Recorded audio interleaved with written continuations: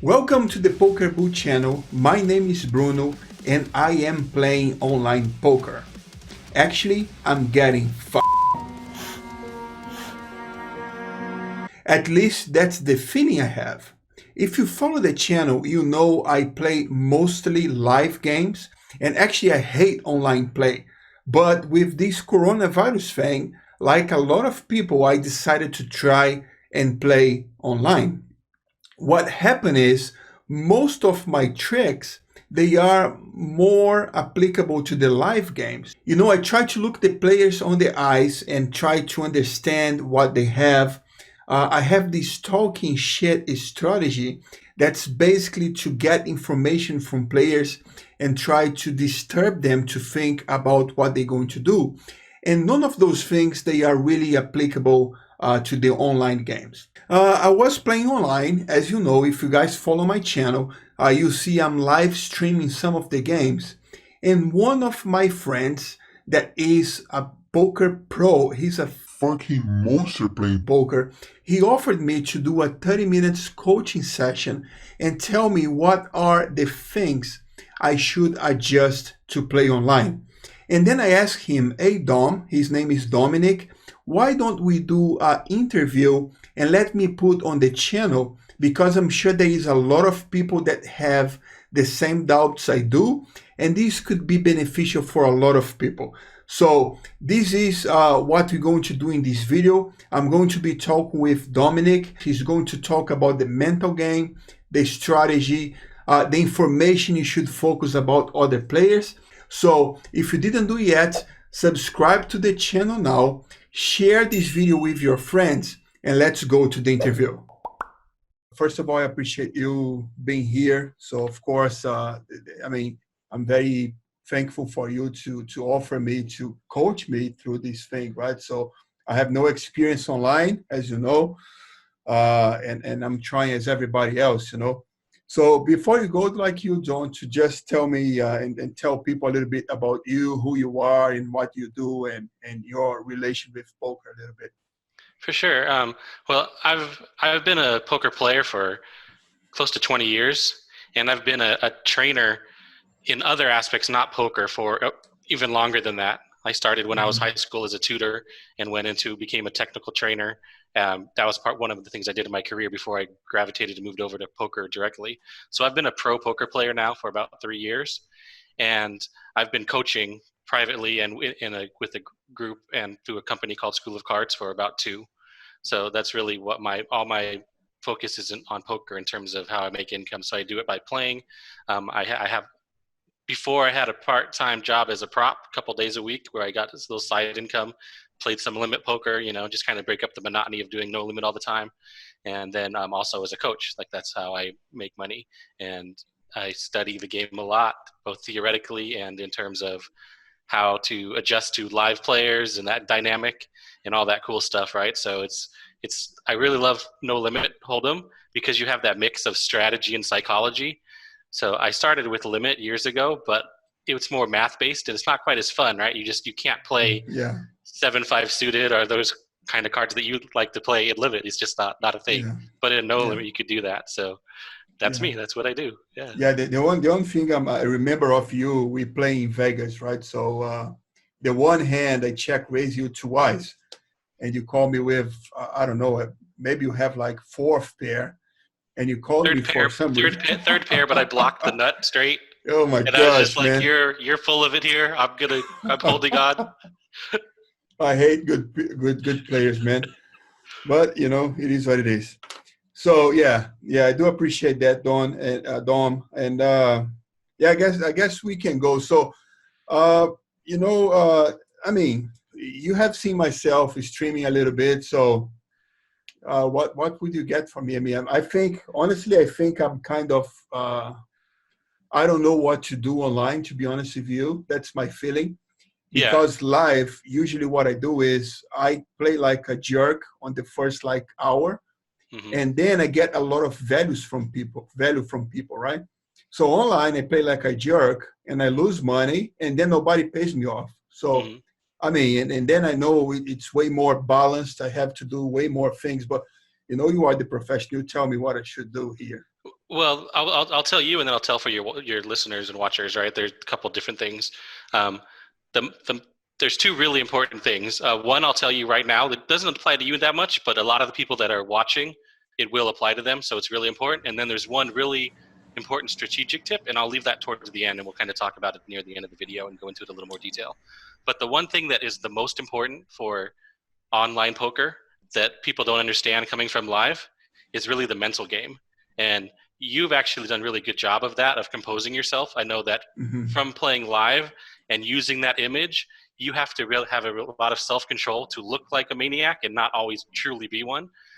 But people that come from a live arena and haven't done that, who just kind of play their cards, they're going to tilt off their money so much Hmm. faster in online because there's a couple of reasons. One, you don't have the people, that fear of people thinking you're an idiot by doing something dumb. You know, they don't know who you are, so you can just like shove your money in over and over, and you don't get that peer pressure of like people looking at, hey, this guy's crazy, right?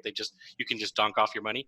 And the other thing is you don't have physical chips. It doesn't seem like a big thing, but it's really easy just to take a mouse and all in, all in. Whereas when you're playing live, you have to you have to make that decision, grab the chips, put it into the middle. And even though it's a little bit, it does, it's much easier just to lose 4 or 5 buy-ins playing online, whatever stake you're at, than it is in live, right? Because you have to physically get the money or get the chips from the cage or a chip runner or something like that. So I'd say that's the biggest thing in terms of quick Okay, so adjustments. the mental game, right? Mental, yeah. Do you have anything you do for, of course, when I go play live, I do have my checklist, I do have my meditation, and I'm not sure. I mean, I don't feel the same level of commitment on playing online, and I guess that's kind of the problem you're basically telling me. Do you have any kind of protocol before you play online, or something that you do to? I don't, because I've been playing so long, and I am really good at being in the moment, and I have worked on my game a lot in the past in my mental state. So I meditate um, th- during the day, not before I play, but just in general. And Mhm. in live, when I would, before, if I felt tilt coming on, I would like kind of meditate at the table, and not like with my eyes closed, but just like kind of do a quick meditation, focus on breathing. But now I'm kind of past that. But I do tell my students to really, um, one quick tip is make sure you, until you get used to the game, don't have the auto top up feature on your site or your app, like, it fills up your chips to the maximum or Mhm. whatever set amount. Don't do that, because you may have one hand where you're short chips, but actually having that physical act to go to the, take your mouse and scroll up and pick, okay, add to 20 chips or 50 chips or whatever number of chips, at least you have that mental check that you can Okay. see, hey, I've done that 4 times in the last 30 minutes, maybe I need to slow down. So that's one thing that I add to all my students as a protocol. And then really just to be, are you focused? Don't, if you're, don't, like, treat it like you're actually, like, if you play seriously live, play seriously online. You don't have, like something you're reading or watching TV on the side. Don't go to an Mhm. internet forum. Before it was like, don't watch sports, but now we don't have sports. But you know what I mean? Like, focus on Yeah. what you're focusing on. Like, if you're taking it seriously, if it's just something to dink around with, okay, then treat it that way. But you just know you're probably not going to win. Oh, yeah, I got you. Yeah. Okay, so mental game, very important. Yeah, yeah, understood. And then the other thing that's really important is like similar for you. Like, you're focused on adjusting to players, and kind of, you said you play like an idiot, and then they adjust to you, and you tighten up a little bit and really own them. It doesn't work that well online both ways. Like, you can't really adjust to other players as much. One, you Hmm. don't have live reads, like you don't get to see how they're acting. I mean, yeah, you can see how they play, but there is that intangible thing, and you use it well. It's like a natural ability for you. You can kind of see when somebody's weak or strong and attack that. Now we're naked with that online. We don't know what they're, a bet always looks the same. A bet is a bet. The only thing is like timing. But even then, we don't know if they were getting a drink of water or they're playing four tables, or like, just because somebody delays doesn't mean they're really thinking. So it doesn't help us that much. We don't have any really reads on Hmm. anything other than that their style of play. So we have strategy adjustments. We don't have live reads. Also, in that same vein, like the game flow adjustment, like you can tell when someone's tilted, or like, they take a bad beat and you can really see it like physically on them, like on their face, they're upset. And that's a big thing, especially when we're playing deep stack no limit. How like it can be somebody can be playing really even keel for a long time, and then something sets them off and they go crazy, and you're really good at picking that up and attacking that, and we just don't have that option when we're playing online. So what you are saying is that I should not be concerned about adjusting a lot, but instead have a more GTO-ish approach. That's what you're Uh, trying to say. you can that you can sort of think of it that way, but mostly like you don't have to worry about what your image is as much. Like you can Okay. really adjust. Like it's good to adjust to the other people's strategies, but don't worry about them adjusting to your image, because um, we don't one thing unless you're playing in a game where all the people, like a home game that you're playing online. I know you have had that capability. Mm-hmm. Like we invite people and we just play with people we know. That's Yeah. cool. Then they're going to be there for a long time, and and you can kind of do it there. But in general, most of us don't have that. So we're going to jump in a game and the people will change at the table. We might only be with 2 people there for an hour. The other 3, 4, or if you're playing 9 max, 6, 7 people could change. So it doesn't matter if you played like an idiot, because they leave and then someone else comes in and didn't know you played like idiot. And then are you going to like try to remember who had what image of you when? It's just really difficult to do that. So yeah, Okay. that's the other thing. And then also people have HUDs like on some of the sites. So your image is going to be, they can just look like they can see what your stats look like. And then Yeah. if you have one hand, you did something dumb before, but then tighten up, they can act, if they're paying attention, they'll actually notice it. So we don't get that Yeah. bias. Yeah. So definitely, my live strategy doesn't work online, and I should stick to my good play strategy, Yeah, right? That's what you're saying.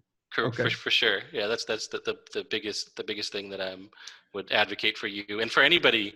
Like, don't if you're a live pro who really makes their bones about reading players and making decisions in that moment, it's really hard to translate that to online unless, like I said, you're really playing with the same people all the time, and even then, it's still difficult. Yeah. So yeah, let me do a question about this. So how about ranges, right? So live, I do have, like, I do have like 3 levels of opening ranges, right? It depends Hmm. on the moment and the players and stuff. It's kind of that thing. And my range can go up to like 35% opening pre-flop. That's pretty wild, right? So, uh, and the 3-bet ranges as well. I do have my merged 3-bet that I have Hmm. like 6, 7, 7, 8, those kind of hands. Would you suggest a more tight approach, or that kind of approach is okay still online? So it really depends on what you're doing online, like what your plan is, and like in the long term. If you're using online to just improve and be a proxy for what live will be, and you're only going to play one table or maybe 2 tables, then you could probably do that a little bit. You like have multiple pre-flop ranges and just adjust by way that the table dynamics are. Just know it's going to be a lot harder because, like I said, people are going to flow in and out, and you have to kind of capture that and understand who's where and make those adjustments at that time. Um, what I would suggest really is adjusting your range, not so much on the whole table, but really if you're playing 6 max, really focus on the big blind. If there's somebody who's playing a ton of hands, who's like you would consider like a fishy type player in the big blind, that's who you want to target. Is just like open up your range and open to a bigger size and target them. Especially if Okay. there's not. Yeah, go Okay. ahead. So stealing the blinds is important online, right? Because, So no. It's not stealing the blinds, because they're going to continue with the wide range, and you're going to be off when you make it bigger. You disincentivize the people behind you to come in with a call. They'll have to 3-bet you a lot more. So you'll end up heads up with the guy that plays a wide range, and you're going to have the skill advantage and the position advantage, okay. and use that to win. So yeah, in general, stealing the blinds matters when we're playing a traditional online environment, but right now it's not traditional. We have a lot of people that came in that are just live players, so there's a big influx, and the game is kind of reverted back to how it was 5 to 7 years ago online. So there's a lot of money to be made there, where it wasn't the case 6 months ago. So you're Online feeling was where that the time. online has changed. It's definitely different now than it was six Okay. months ago. I didn't even play online. It just wasn't. I mean, it wasn't worth it to me, because for me to play a comparable stake than what I played live, I would have to be like as good as a player that plays 3 levels above what I play live, like to make the same amount of money. It's just not worth it. And Mm. and like I said, I have those traits as far as attacking weakness and doing all the things that you do. We talked about like what's good live intangibles, and Mm-hmm. we do derive profit from them, but we don't have that opportunity right now. We don't have so. I just went back and started working on my game, and I had done it a little bit from being a coach. Like, really, I often used online as like a training tool. Like, I would just Mm-hmm. have my student play the smallest stakes, and I'd jump on a Skype call with them and watch them play, and we just talk about stuff like in real time. You can't do that at a casino, so it's really invaluable. They're playing for real money, even though it's small money. So that's something that I still do, and now I can do it even more because people are seriously wanting to learn about playing online. Okay. Good. Yeah. What else? I like the conversation. It's a lot of adjustments, man. But that's Yeah. So um, I can move towards what I don't know how long you kind of want to be on the call, but this is what I feel is important. And we'll kind of go into your game a little bit. So mm-hmm. as we said, that adjustments are important, but it's not the key. What really important is having that baseline strategy. And you kind of called it GTO. You don't really need to have like a super balanced strategy Mm-hmm. all across everything you do, like using a solver and figuring out what the best lines are. That's overkill, and a lot of times you'll study the wrong things. I mean, it's not that those are bad. Like, I've done that as well. It's just not the first step you're going to do. Really, what you want to do is in all spots, like whatever line you take in terms of your betting strategy post flop and pre flop, but mostly post flop, you want to be able to have available bluffs to you. So you have to understand your range. Like, when you get to a certain spot on the river, you want to be able to have a good value hand and then bluffs to go with it. That way you're not predictable. And with that, if you're playing against somebody you don't know, you're going to be balanced per se, that GTO thought. But the big thing is when you understand what your bluffs are going to be and what your value is going to be in different spots, you can have adjustments and you can deviate from it. Like, if you're playing with someone that's too tight, you can you can have more bluffs and less value. And if you're playing with like a fishy guy that's calling too much, you can just value bet him to death and don't have any bluffs. But you have to know what that starting spot is to have a deviation. So that's really what the key is. And with that, you have to know what your starting range is. So you have that, but really understanding how your starting range, like if you're using different ranges, how they get to different spots post flop. You have to have that understanding, like how your ranges move from street to street. And there's a lot of study involved in that, but that's really the key to, if you're working off the table, like that's what you want to get to, is be able to get in spots post flop where you have a lot of available value. And especially if you have the nuts and they don't, you can take advantage of that, and you can use bigger sizing and things that especially live players aren't as used to. I mean, they're used to it more, but at the stakes that we were probably playing, like 100 NL, like 50 cent a dollar, or 200 NL. I think that's what you were kind of playing online, and that's what I play. I just might play more tables, because a lot of the people have come from live. They haven't seen those things, whereas a lot of the online players, they understand what a range bet is and what down betting is and all those things, but it hasn't really filtered into live play, at least not correctly, except when you get to like 5-10 and above.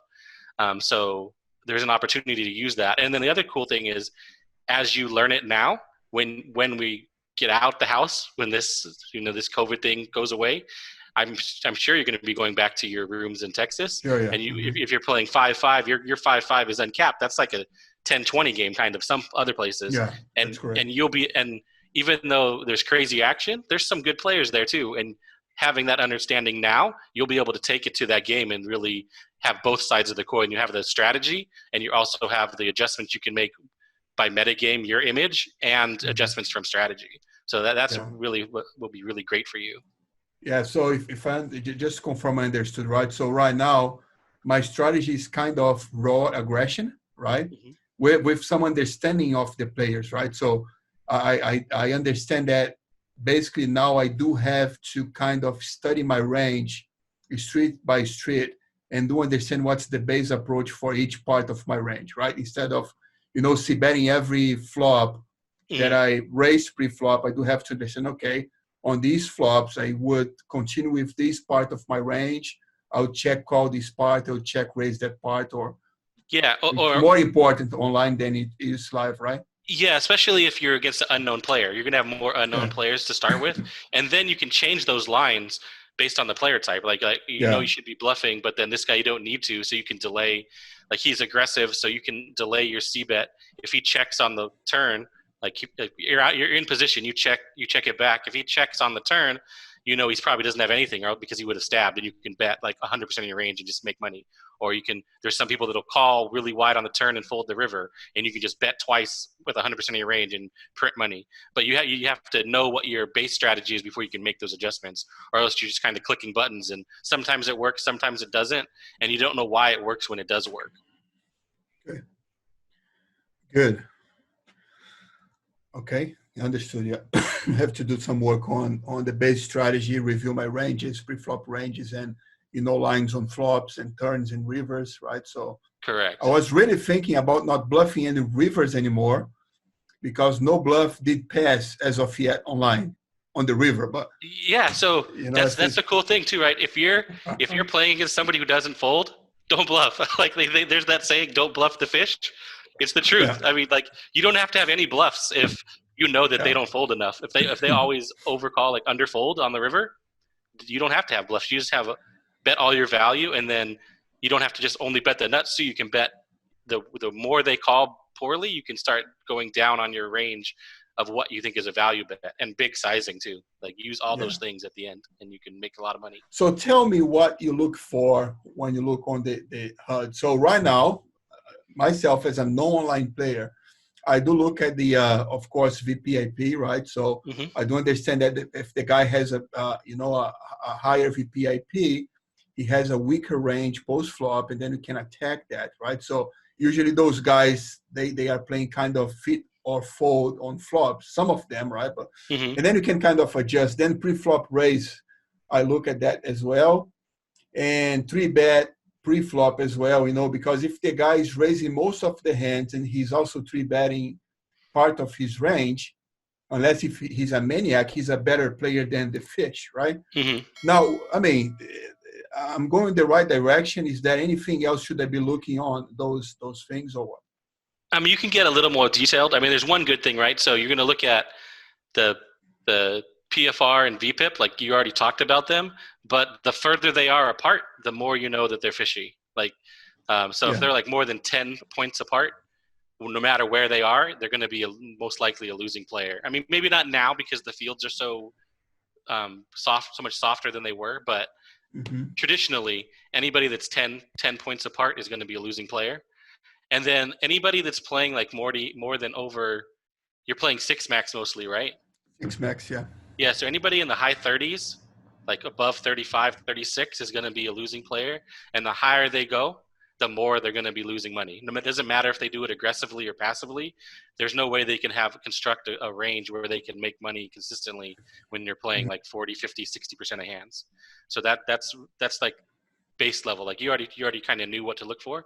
And then the other thing that I have on my head that I looked at is cold calls.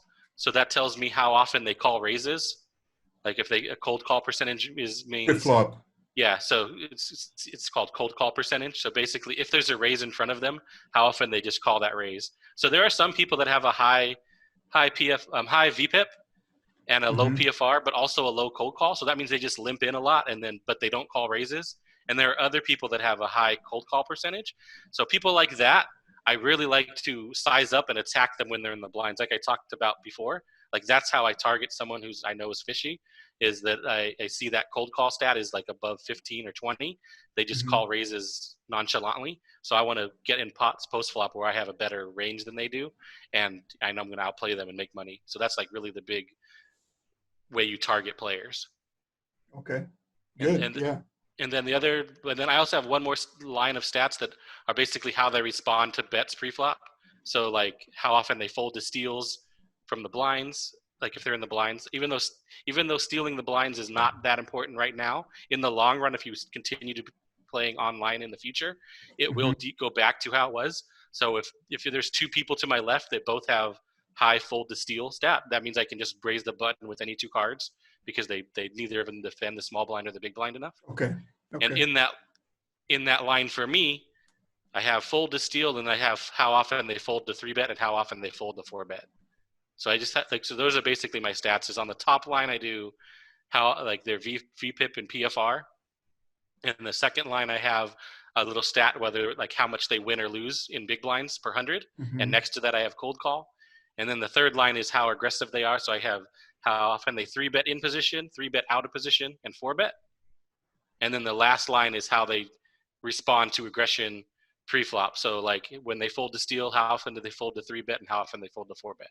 So that's all I have. Like I can click in and see more data, but on the screen I just have those few stats. And mostly like when I'm first starting, I just want to be at a table where there's a lot of people that have really high VPIP or a lot of people that have a big difference between their PFR and VPIP. Like I said, there's 10 or more. If I have 2 or 3 people like that at my table of 6, I know it's going to be a chance for me to make a good money. And that's kind of what I'm looking for. Mm-hmm. Was that Okay. helpful at all? Oh, a lot, yeah. So basically, you do some table selection, right? So you prefer people with, high VP people and Mm-hmm. or people with the difference, they are not raising pre-flop, but they are still, Playing a lot of limping a hands. lot, right? Yeah. Okay. Nice. That, Yeah. now, I when like I really teach my students to do that when they're playing one table to really table select. Now when I play like 6 or 7 or 8 tables at a time and there's only like 10 or 12 on the app that I'm playing, I don't table select anymore. I just like I don't care. But if you're playing only one table or 2 tables, you might why not? You have the time to look at the other tables when you're playing those two, right? Because you can say this one's not that Mhm. good. I'll keep playing, but I'll pull up a third one and find let the HUD read the stats, and if it's good, I'll drop out of this one and play these 2 instead. And I think that's a good strategy for you to even employ. Okay. Good. Yeah. Good tips. Yeah. Anything else important for me right now? Not so much for you, but for me. I can do a little advertising if you don't mind. Yeah, So of course. Go ahead, yeah, man. so I do offer private coaching, and I had limited it to only 5 students, and I had the full 5. But because I'm not playing live anymore, and I don't have to drive, I have time for another couple students. And I really, the way I do it is we do the first 30 minutes is a Skype call that's free, and they can just reach out to me on Skype. So my handle there is SOC_DOM DOM, and just reach me there, and we'll just chat, and then we'll set up a time where we can do a quick call. And if it makes sense for that person and me, there once in a while I feel that I can't help them or can't help them enough, or they're at a level where they need maybe something more advanced or more basic than what I traditionally do. It won't be right, or maybe they're not going to feel me. But like I said, we just do a 30-minute call and go from there. So you said it's a Skype, right? So Mm-hmm. SOC_DOM, correct? Correct. Yep. Just reach Okay. out to me there, and then we can start with a chat, and then we'll set up a time to do a call if anybody's And interested. and then everybody has a 30 minutes free call, you said? Correct. Oh my gosh. I mean, I don't know if you have like thousands of people on your channel yet. If they all come, it's probably going to be limited to some sub. But for Yeah. now, I'm going to offer that to all the Yeah. people watching. Yeah, not yet, but hopefully in the future. But anyway, man, I really appreciate your help.